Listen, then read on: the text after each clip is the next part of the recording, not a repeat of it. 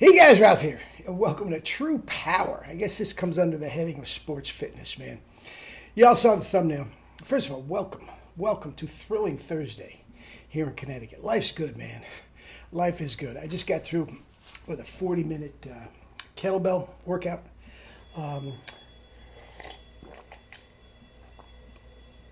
Watermelon juice. Are you kidding me? Probably ride the bike a little bit later. We'll see. But, yeah, this, you saw the thumbnail. This is not easy for me. Number one, I'm a diehard Met fan. I think Jake deGrom is one of the good guys. But I think the powers that be ruined him. I think this may be it for him. He has shoulder issues, arm issues, and has for a couple years. He's barely pitched in 2 years.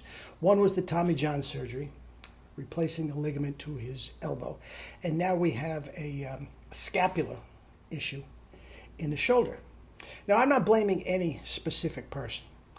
But guys, I've been saying on this channel for 6 years and for the last 40 years, the way the athletes work out is wrong. Guys, there is nobody in Major League Baseball that plays 162 games.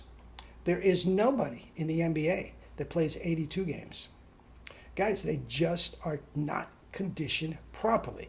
And I'm not saying they can't run fast, and I'm not saying they can't jump high, and they don't look like Greek gods of thunder. I'm not saying that at all.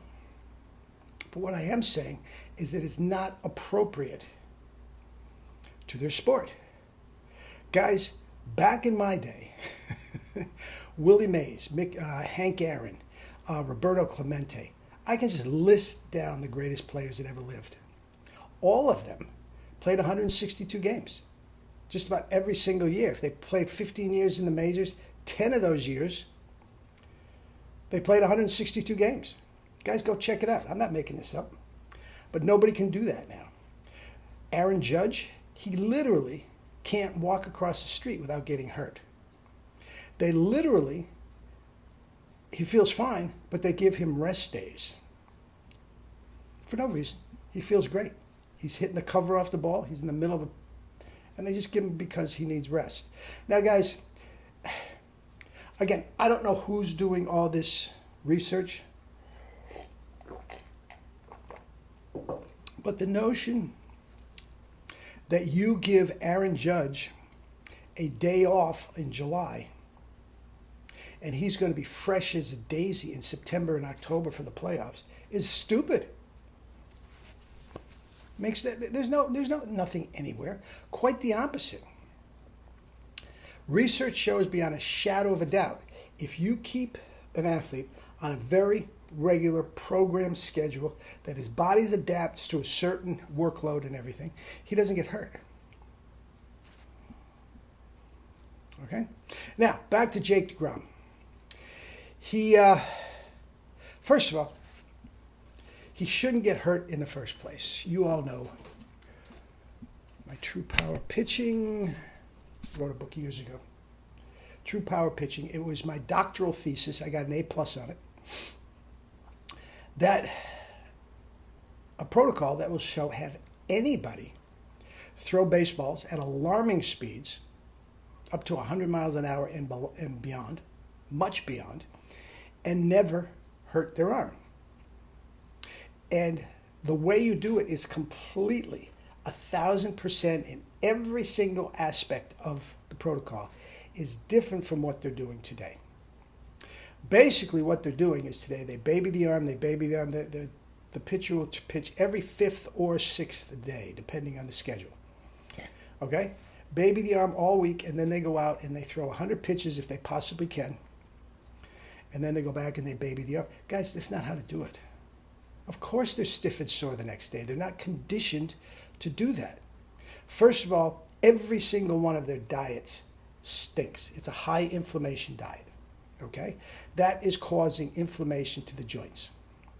Okay? Second of all, the steroids they take and the conventional weights that they lift Bulk them up to the point where they lose all flexibility. Giancarlo Stanton of the Yankees has no flexibility. He can't move. He can't move. That's why he's basically a full-time DH.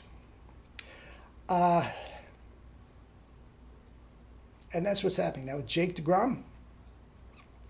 He was actually quite lean. Towards the end of the last several years, he's gained about 25 to 30 pounds of muscle. And guys, we know what that means. Steroids. We know what that means. It just is. And the minute that happens, guys, the steroids take you places that you wouldn't normally go. But listen to what I just said. You're not supposed to go there. And if you work out properly, you can get better results than with steroids in the pitching. In some cases you can't. But if you work out properly, stay off the conventional weights, get a decent diet, you are not going to get hurt. Case closed. I am a senior citizen many years over, okay? And I can throw 90 miles an hour, 200, 300, 400 balls a day and never hurt my arm. And come back and do it the same thing the next day with no stiffness or soreness whatsoever.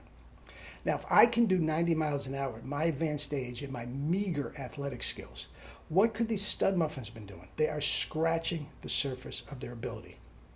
All of their ability, their mental, their physical, their spiritual ability, they are just scratching the surface. They're not even close to what they could be doing. But what do? Noah Syndergaard. I pick things up and put them down. It's just dumb. It's dumb. And he's another one who can't stay on the field. Ruined his career. But anyway, back to Jake.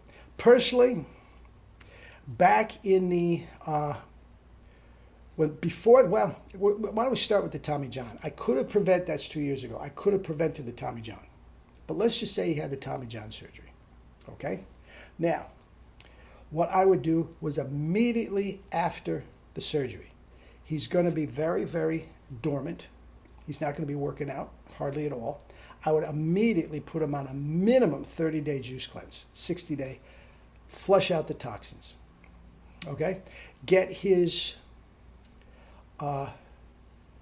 vitamin, mineral, biophoton content, everything through the roof and get rid of the toxins. Totally flushed out. He has no inflammation in his body. You have to start there.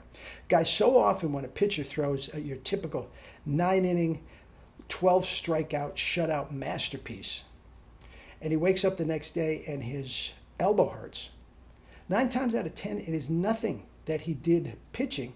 It's where he went to dinner. He went to KFC, inflamed the joints, the vulnerable joints after the workout. Case closed. Anyway, would have put him on a cleanse. Then before he even threw a baseball, as soon as he was medically cleared to begin workouts, put him on kettlebell. Kettlebell. 20 minutes, 30 minutes a day tops. Okay? Kettlebell swings is all you need for the first couple weeks. Gradually you start putting him on adding different moves, Turkish get-ups, snatches, things like that. Turkish get-ups are wonderful, wonderful exercises. And then when I felt his core, his strength, flexibility, and endurance were able, then we would start the throwing. Okay? And we would get the throwing regimen, long toss and the whole 9 yards, up to at least 100 pitches a day, where he's not hurting his arm. And maybe a couple days a week you do 200. That's all he needs, and he would be. And if he continued that diet and that regimen throughout, he would absolutely 1,000% be injury proof. It may be too late. If they have to go in and cut the shoulder, they're trying to do it without the surgery. I get it. Obviously, it's not working. Just the other day, his shoulder was barking and he missed a start in his rehab games. These aren't even regular games. I hate to say it, but Jake may be shot. Anyway, let's say a little prayer for him. I will. I don't wish that on anybody. He seems like a nice guy. But anyway, guys, you and your siblings, your children, and everything do not have to put up with this. You want your kids to go D1, get in touch with me at the email at the end of this at the end of this video, and I'll give them a protocol. I don't care what sport it is. They will jump plateaus immediately. Down the road, they'll be a different athlete. Anyway, eat and drink your fruits and vegetables and live your life with true power. Not the fake stuff, true power. Love you all.